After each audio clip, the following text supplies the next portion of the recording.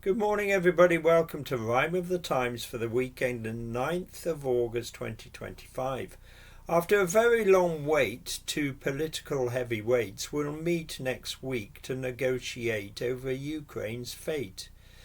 Rushanara doesn't hesitate to quit over Rentgate. Palestine Action supporters demonstrate and are arrested by the state. Shoplifters of the world can celebrate as police indicate that calling them scumbags ain't great and may intimate a state of hate. Trump made the promise while on the campaign trail he'd have Putin's war ended in a day without fail. Well, Mr. Trump, that's worked out really well. Not. After 7 months in office, how far have you got? He's always boasted he ain't no warmonger, no fan of armed conflict, no bloodthirst or hunger. In his first term as President of the US, he stuck to that principle with some success. His second term in office, though, it seems it's been much less. Maybe this time round the world's in more of a mess. And he's found in the global power playground, Putin's in no mood to be pushed around. While Trump was away, the grass grew under his feet. Now his deal-making approach doesn't work, such a treat. Some claim Trump's unorthodox tactics are to blame, where enemies and allies are viewed almost the same.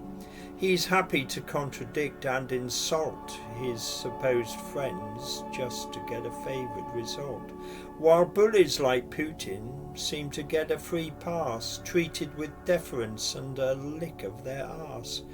But recently has the penny finally dropped? Trump's at long last twigged that Russia must be stopped.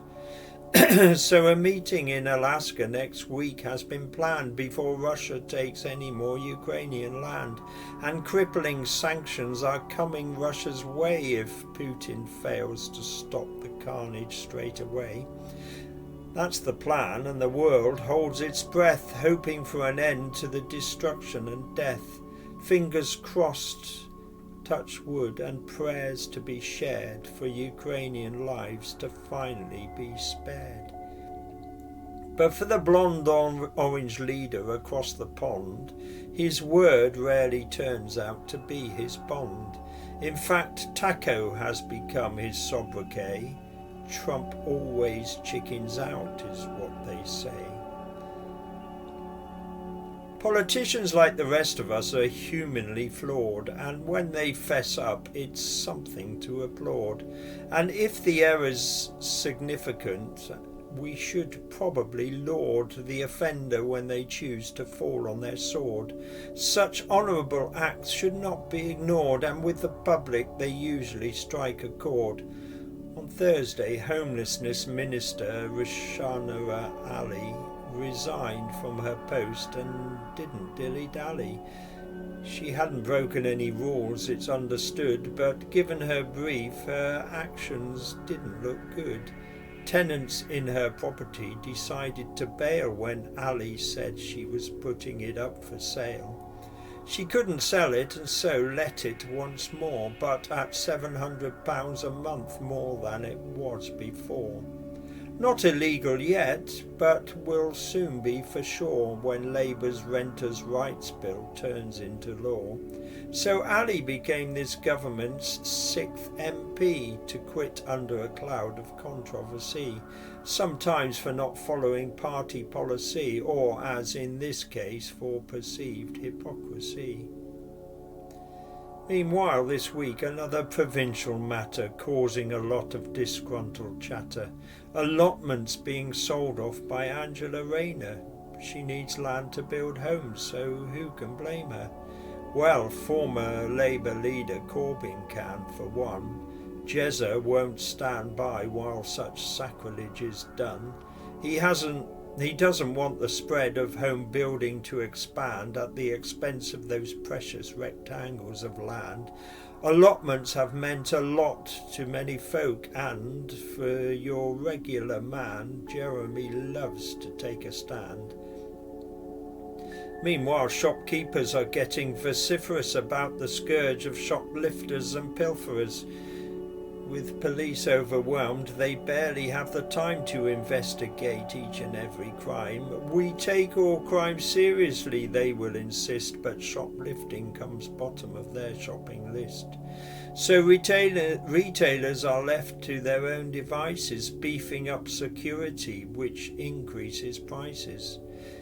An independent trader based in North Wales had had his fill of lowlife nicking future sales, so he upped security, not as high as Fort Knox, but much of his stock was secured by locks, but put in locked cabinets to stop thieves nabbing it, out of reach of the vermin who kept grabbing it. Vermin, now there's an unkind word to use. Is it fair for thieves to stand for that sort of abuse?